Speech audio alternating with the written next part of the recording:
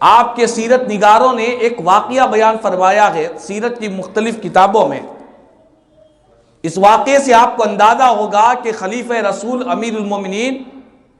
یار غار یار مزار رسول پاک علیہ الصلوۃ والسلام کے کیسے اللہ نے کیسی شان، کیسا مقام، کیسا مرتبہ آپ کو عطا فرمایا تھا، اور علم کا جو سمندر اللہ نے آپ کے سینے میں عطا فرمایا تھا، آپ کو اس بات کا اندازہ ہوگا۔ سیرت نگاروں نے بیان کیا کہ حضرت سیدنا صدیق اکبر رضی اللہ تعالیٰ عنہ کے وصال کے وقت جب آپ بیمار ہوئے، مریض ہوئے، مریض ہونے کے بعد مرض الموت میں آپ نے اپنی صاحبزادی ام المومنین حضرت عائشہ صدیقہ رضی اللہ تعالیٰ عنہا کو بلایا، بلا کر کہا کہ بیٹی اب میرے وفات کا وقت قریب آ چکا ہے، میرا جتنا مال ہے یہ سارا کا سارا وراثت بن جانے والا ہے، اور میں تمہیں وصیت کرتا ہوں کہ میرے مرنے کے بعد جو کچھ بھی میرے پاس رہے گا وہ تمہارے دونوں بھائیوں اور تمہاری دونوں بہنوں کے درمیان اللہ کی کتاب قرآن کے ذریعے مال کو تقسیم کر لینا، اس میں کسی طرح کی کوئی تبدیلی نہ لانا۔ جو اللہ کا کلام قرآن وراثت کے جو احکام بیان کیا ہے، انسان کے مرنے کے بعد اس کے مال کی جو تقسیم قرآن نے بیان کیا ہے، اس کے مطابق تم مال کو تقسیم کر لینا اپنے دونوں بھائیوں دونوں بہنوں کے درمیان میں۔ ام المومنین حضرت عائشہ صدیقہ رضی اللہ تعالیٰ عنہ تعجب میں پڑ گئی، عرض کرنے لگی ابا جان میری تو صرف ایک بہن ہے،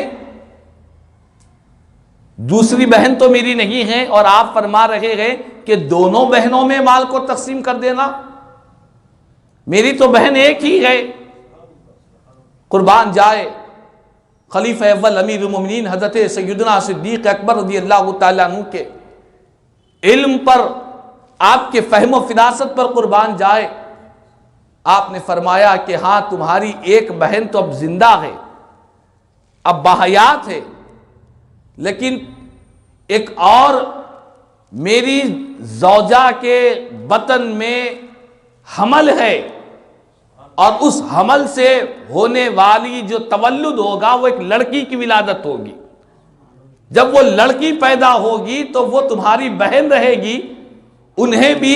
دونوں بہنوں کے درمیان مال کو تقسیم کر دینا۔ اور راوی کہتے ہیں سیدنا صدیق اکبر رضی اللہ تعالیٰ عنہ کے وصال کے بعد آپ نے جو پیشن گوئی فرمائی تھی کہ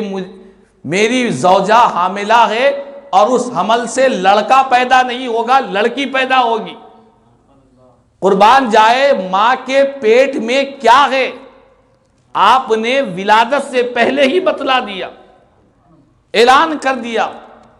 اور یہاں پر یہ بات میں آپ کو بتلاؤں، قرآن مجید میں اللہ تبارک و تعالیٰ نے فرمایا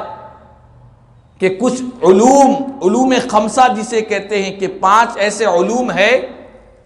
کہ جن کو اللہ کے سوا کوئی نہیں جانتا۔ ان 5 علوم میں یہ ہے کہ بارش کب ہوگی، ماں کے پیٹ میں کیا ہے، بیٹا ہے یا بیٹی ہے، کون کل کیا کمائے گا، اور کس کا انتقال کب ہوگا۔ اس بات کا علم اللہ کے علاوہ یہ علوم خمسہ کو کوئی نہیں جانتا۔ یہ قرآن مجید میں اللہ تبارک و تعالیٰ نے بیان فرمایا ہے۔ اس آیت کی تفسیر میں بعض ناواقف لوگ صرف جو قرآن کے ظاہری آیتوں کو دیکھ کر پڑھتے ہیں، صرف ترجمے سے قرآن کو سمجھنا چاہتے ہیں، انہوں نے یہ سمجھ لیا کہ اللہ کے علاوہ کوئی نہیں جانتا، لہذا اگر کوئی ماں کے پیٹ کا علم بتلا دے، اس بات کا دعویٰ کرے گا تو وہ شرک ہو جائے گا۔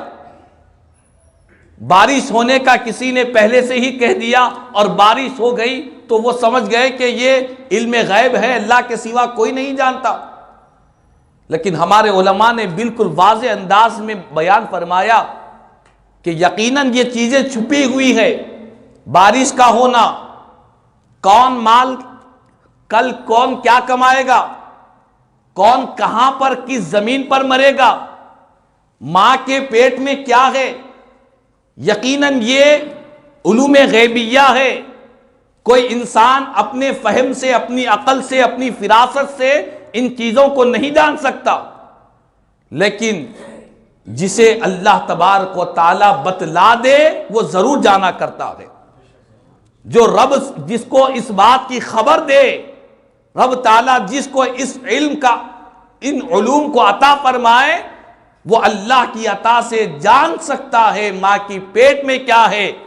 بارش کب نازل ہوگی، کون کہاں مرے گا، کب مرے گا، اور کون کل کیا کمائے گا۔ اس بات کا علم اللہ کی عطا سے اللہ کے نیکوکار بندے جانا کرتے ہیں۔ اللہ تعالیٰ نے انہیں علم عطا فرمایا ہے تو اللہ تعالیٰ کی عطا سے جانا کرتے ہیں۔ آپ نے دیکھا خلیفہ اول امیر المومنین حضرت سیدنا صدیق اکبر رضی اللہ تعالیٰ عنہ اپنے وصال سے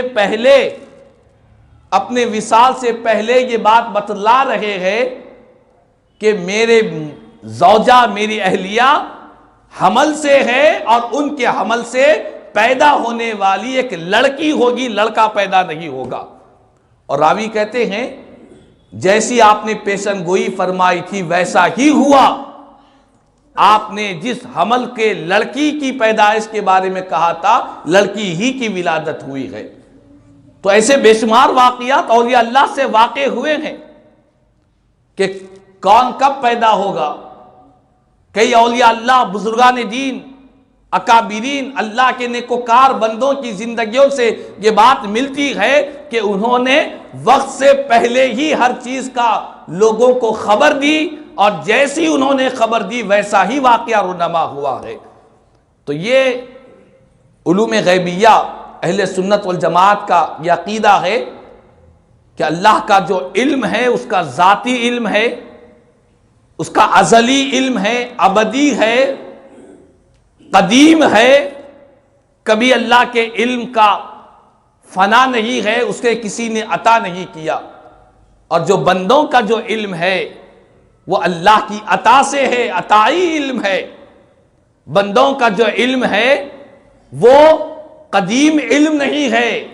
وہ اللہ تبارک و تعالیٰ نے جب عطا فرمایا ہے، اللہ نے اپنے فضل و کرم سے انہیں دیا ہے، تب سے ان کے پاس علم ہے۔